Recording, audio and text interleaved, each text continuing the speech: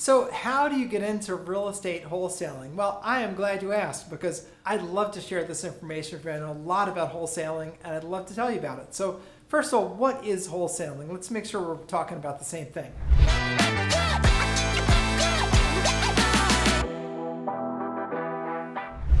Wholesaling is where you put a property under contract at a really good price, and then you, for a fee, you turn over the contract to a real estate investor who's actually going to close on the property, do the fix up, do whatever he's going to do or she's going to do, and then get the property resold or rented out. But your job as the wholesaler is kind of in a way like being a real estate agent for real estate investors. The difference is you're not being paid a commission by the seller. Instead, you're getting the property under contract, and then you're saying to an investor who's looking for a good deal, you're saying, hey, I've got a great deal on this property. I have it under contract for $100,000. It's worth, even as is $150. So for $25,000, I'll give you an assignment of this. You can close on it, and instead of $150, you'll be paying $125.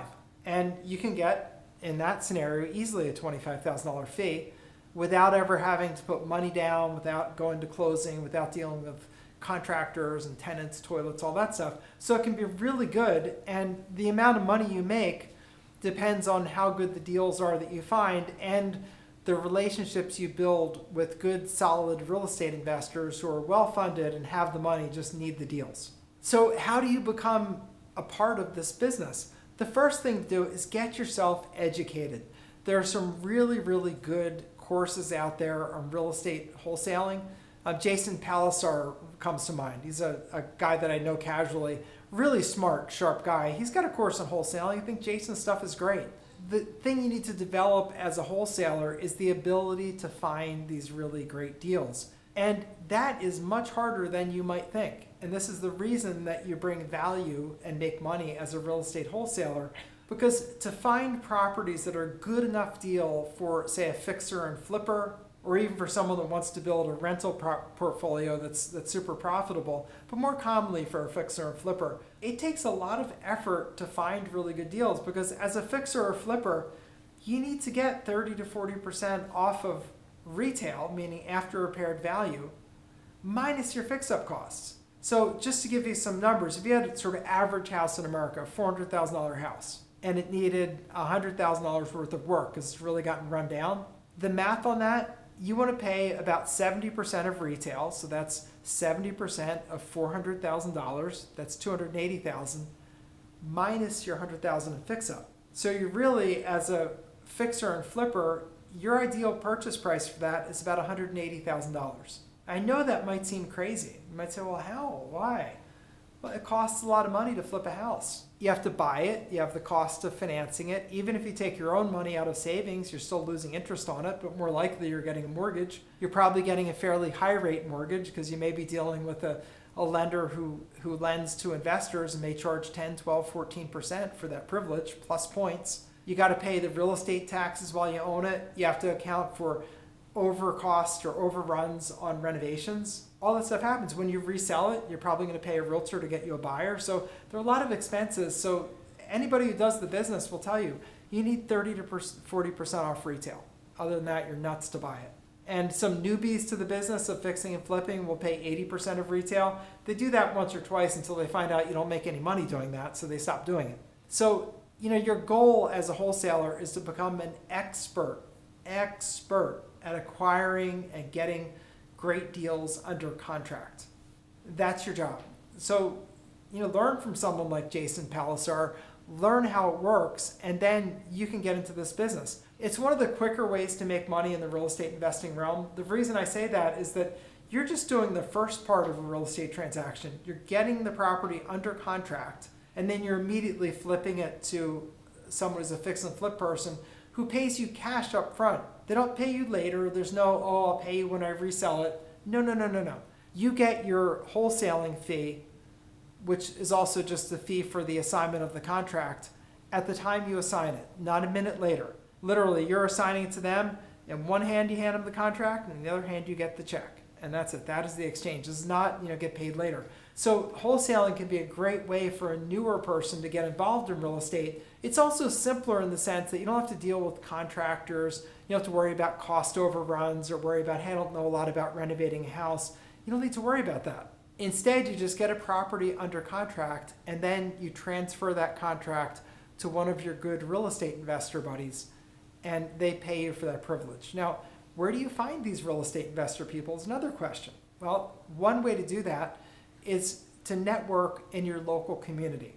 A lot of that is online these days. There are WhatsApp groups, there are Facebook groups, there are RIA groups, which stands for Real Estate Investing Association.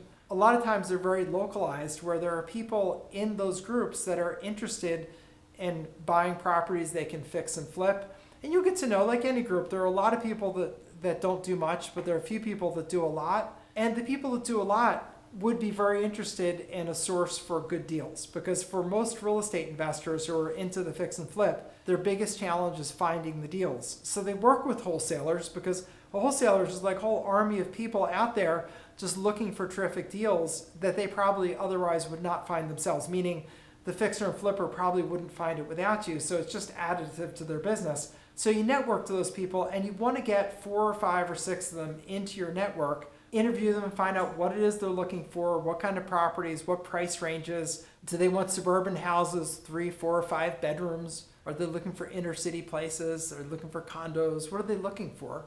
And get at least 5 or 6 of them. And then tell them, hey, when I find a deal I think fits for you, I'll send you a text. First person to say yes gets it, but let me know if you're interested. And then get your first deal under contract and then put it out to your list, which should be at least 5 or 6 investors, and say, here's the property, here's the address, here's what it's worth, here's the work it needs, meaning it's worth $300,000 in that neighborhood, needs about $50,000 worth of fix up. I've got it under contract for 120 and I want $20,000 assignment fee. Put it out there and literally it is first come, first serve. And you should say gleefully, if someone calls you 3 days later and wants the deal, say, oh, I'm sorry, that went same day. So, next time I'll put you on my list, but next time, if you can just respond a little quicker, I'd love to get your property. That will train them to respond to you quickly and not just, drag their feet. Because sometimes people are doing that as a test to see, if you have a strong list. Don't let them drag their feet. Train them properly. So, oh, sorry, that one's gone. Love to catch you next time. And for wholesaling, you really need to know a couple of key things.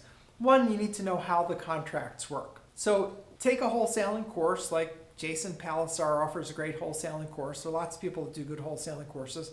Take a wholesaling course and that'll teach you the mechanics of doing it. Essentially, you're putting it under contract, then just assigning it to someone else. So do that, but understand that your biggest thing is not the mechanics. The mechanics are relatively simple. What is important is that you're a person that can reliably find great real estate deals. Mostly you're going to be dealing with fixer and flipper type people. And these fixer and flippers need a 30% spread, meaning they need about a 30% margin between what the property is worth versus what they're paying for it, minus any fix-up costs they're going to have. So just to give you a real-world example, say that you had a $200,000 house that needed $20,000 worth of fix-up. Their math for their maximum allowable price is going to be about 70% of the $200,000 after repaired value. So that's $140,000 minus the $20,000 in fix up. So for them, the most they want to pay is about $120,000. And you need to build your wholesaling fee on top of that. So let's say you had the property under contract for $110,000. You would say to them, hey, give me a $10,000 assignment fee. I'll give you my contract for $110,000 and you can close on it. That deal will be done all day. Very easy to do. But that's the math. Math is 30% under your after repaired value. So that's retail, whatever things go for in the neighborhood, minus your estimated fix-up costs.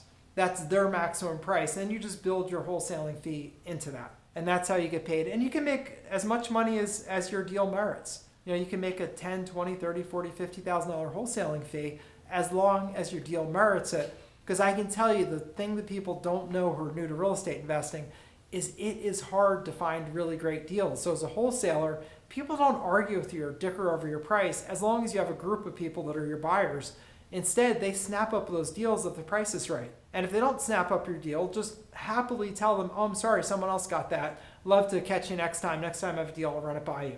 And if you get someone who's just a nuisance, just don't deal with them. You can drop them off your list because you don't have to deal with anybody. Because as the wholesaler, you hold the keys to the kingdom because they need your properties more than you need them. I know that may seem odd, but just trust me in this. The challenge to fixer and flippers is finding the good deals. And if they're good at getting the renovations done, if they're good at raising the money, then they will be so happy to get an extra deal because it just means extra money to them.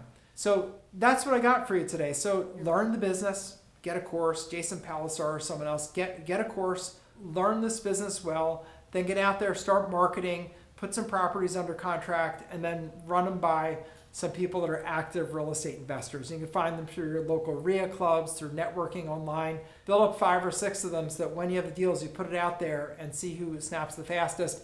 And also understand, when you assign the deal to them, you give them that contract, they give you the cash for your fee. That's it. There's no pay later. There's no credit. It's cash on the barrelhead. You should put a barrelhead in front of your house. Say, meet me at the barrelhead. You put the cash down, I give you the contract.